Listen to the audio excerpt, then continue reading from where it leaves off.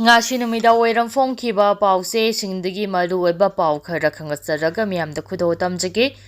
Litan da Nouna Erang thokpadagi yum ani meina chakhre Akanba Checksin thourang loukhat-lingai jerakta nomai kapagi makhol taki Oracle District Litan da tangkhul amasung kuki phurukki miyoisingi marakta saliba tha asigi taretagi chauna ungkhanarappaga loinana yum nifu hemba sing meina chakhre Haukiba pung kumari asida security force na Akanba Checksin thourang loukhatpagi pamdaba thodok tholudraba matung ngasi ayuk Litan da yum ani sakhangdaba singna mai thadoklamki Litan town area da security force na Akanba Checksin thourang loukhatlabasu haidokhiba mafamsingdadi khunjasing lanjenari press na phangba thajaba yaba paugi likhul amagi matung ina Litangi akoibada sakhangdaba khulai paiba kaya position lawduna lainari hairi matam amade hekta makhut thoknarakpa yabagi akibasu lairi security force na flag march pangthoktuna Akanba Checksin thourang loukhat-lingai ngasi ayuk yum ani meina chakhiba adu karam tauna tholakhibano haiba khangba ngamdre maduda natana Litangi akoibada nomai kapagi makholsu miyamna tanakhi maduna maram oiraga miyoi kaya mayum maikei thadoktuna chenakhre social media da aramba pau kaya sandorakpadagi Home Department na Oracle District ki mafam punamakta numit manganigi oina internet suspend tawtuna thamkhrabani security force na mongkot sepu village akanba mongda ngakseli miyoi amata yumdagi mapal thoandabaga loinana pamdaba thodok sing thoktanaba hotnari adum oinamak nongna yum ani mai tharamba aduna miyamgi punsida chauna mipaiba poalle Deputy Chief Minister Losi Dikho na Oracle gi irang laksile haina phongdokhiba matung nongna amuk irang tholakki Deputy Chief Minister Losi Dikho na purup ani gi miyoising unaduna ungkhatnariba adu hanta hannaba hotnakhiba su laikhrabani cycle gi MLA Kim Nyo Hawkip hangsingna lanjena duna relief camp singda changjafam lawriba miyoisinga unakhre village chief sing church leaders sing amasung civil society organization singi luchingba sing unaduna Oracle gi Litan da thokiba thogdo adu customary logi makhada yanaba puraknaba amadi pungning phathanaba appeal tawkhre February 9 gi numidang da tangkhul amasung kuki phurukki miyoi kharagi marakta yetnaba horakpadagi kuki phurukki miyoi singna starting kauba miyoi ama tamthina phurakpadagi irang adu haurakibani luchingba kayana wari sanaduna yanaba puraknaba hotnaringai jerakta yum kunga mangaro mai thadoklamkibani mathangi numi February 4 da makha tana irang tholakpaga loinana yum kun meina chakhi yaurel patlaijao mongkot chepu amadi manak napa khunjasingna leiramba miyoising safagadaba mafamsingda chenakhre hairi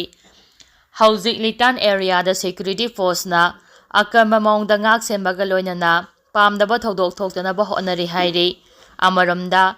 Manipurgi Chief Minister Waikhem Singhan na Sagolsen numita 57 Mountain Division Red Shield Division gi Major General Subakar Basuga unaduna leba asida santi thamnaba thourang kayagi matangda khanakhre hairi unaba aduda Oracle District ki Litan da tangkhul amasung kuki gi marakta amuk hana thokliba 18th class da yum yangkhairom mangta anbagi matangda khanakhi hairi ngasi thokiba official statement amada CM Secretary ta pangthokiba khana nainaba asina Prime Minister gi santi amasung development gi manglanga mari lainana stability miyam gi safety rule of law thamnaba puna hotnabada focus tawki hairi unaba aduda Major General Basuna Chief Minister da security singa loukhatliba security measures singi matangda haiki masida internal stability border management aduga technology sijinaduna intelligence gathering tawbo yauna multi-layer approach amada miing thamli maru oiba thoram singi manungda state pu mateng pangnaba Central Armed Police Force CAPF thamba multi-agency center amasung NAGTR ID gi khutangda intelligence sharing ngaknaba terrorist singi matakta legal framework sing chathanaba aduga infiltration chingnaba border singda surveillance hengahanaba yauri hairi amaramda Chief Minister mahaki ex-post amada Southern Assam-ga naknaba Jiribam District Security gi mapangga kangkhahanaba thabaksingi matangda share tawki. Mahakna hai Jairopokpi gi STC complex da Tare suba Indian Reserve Battalion gi infrastructure gi urep uyung tamkhre. Thaba asuna region asida law and order phagahangani aduga Prime Minister Narendra Modi na pamba santi leiba Manipur amagi manglan adu mangphaungnaba ngamgani haiki. Makha tarakpa pauda MLA Khaute gi Sisipur gi yumda Wi-Fi gi nupisingna thomjilakre namthak tawba thajaba manghanba mini haina saikre. Manipur lengak sembada yaukiba Churachandpur Assembly Constituency ki MLA LM Khaute bu mahaki community oiriba Wi-Fi gi nupisingna namthak tawba thajaba manghanba mini haina saikre. Churachandpur gi Bethel area da leiba Community Center da waka mifam ama phamnanaba Wi-Fi Women Association na thourang tawki. Ngai hak waka mifam phamlaba tungda mayam adu MLA asigi Churachandpur gi Thangjam Road ta leiba mayumda thomjilaki. Mising ka hena yamdaba amasung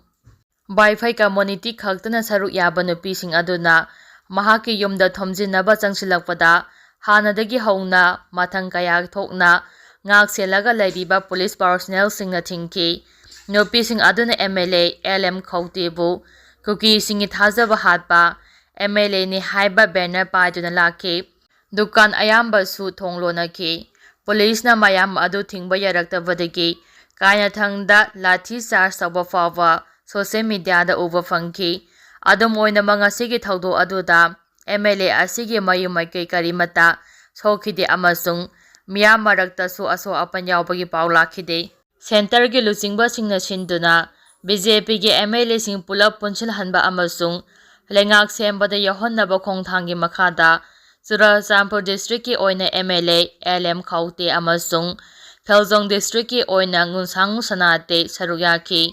Masiga loinana Kangpokpi Assembly Constituency ki MLA Nemja Kipgendi Deputy Chief Minister oina wasak lawki. LM Khaute amasung Ngunsanglu di Imphal da laktuna government semanaba governor gi da claim tawbada saruyaki. Maduda sunatana wasak lawbagi thoramdasu makhoi ani yauki. Pau asina makhata na hai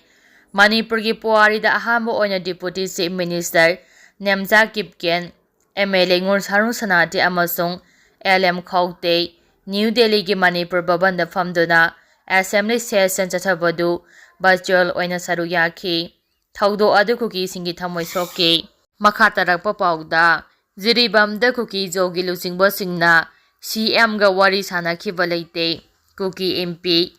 Chief Minister Kem Changge Jiribam khongchat manung ngarang kuki jogi luchingba singa wari sanakhi haribadu yumpham yaudaba aramba pauni haina kuki MP Jiribam Tengnopal amasung nonena thadorakpa Cheol amana hairi. Cheol asina makhata na hairibana kuki jo phurup ki authorized oiba mihut amataga Chief Minister Kem Changga unaduna wari sanakhiba leite. Jairongi khunja khara amadi Mar Furuk ki miyoi kharaga wari sanaraga kuki jo phurup ki luchingba singa wari sanakre haiba yaroi. Condition amata da loop asigi amadi kuki jo council ki ayaba yaudana Jiribam ki miyoi amatana kuki jo phurup ki mahut sinba yaroi. Lamdam asida tangdu laitaba hanjil hannaba Chief Minister Kem Changna lawkhalagliba khongthang asibudi thagatli. Adum oinama kuki jo miyamda achumba wayel accountability amadi security phanghandana kaidongnungda tangdu laitaba phibam hanjilakpa yaroi. Kuki jo miyamna taaliba dimana se mapung phana phanghanaba amadi tungkoina chatnaba yaba waroshin ama puraknaba political dialogue chatthaba natana lamdam asigi mahausagi phibamda hanjilaknabagi atopa lambi amata leite. Ngasi sulup asina kuki jo miyamgi apamba sing amasung political rising phangnabagi damak khongpham che na lepli hairi.